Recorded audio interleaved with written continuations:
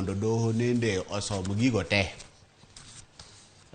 yud kaka ginyalo tabure yo mayot kaka gitimo nyoro, ananeno ni gitiyo maber. Kendo kaluwore gi gik manyo gindiko, weche ma giparo ni koro ema ibiro non, weche ochiko manyo giketo ka.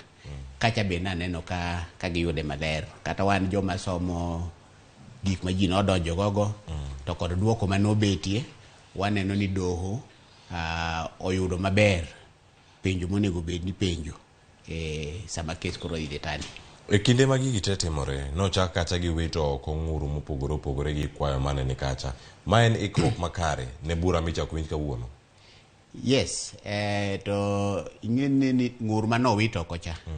Nowite oko nikech doho ne wacho ni en ng'ur ma ok onego bed ni kelo kes kaile mane nitie kanyono. Nitie kuonde minyalo tere. Kapo nono ni pod en gi wach, nitie kot moko manyalo winjo weche nego. To doho nyo neno ni mondo giwinj wach neno, gibiro ketho sa ka giyalo gik ma ok bi konyo bura manende okelie kot sani.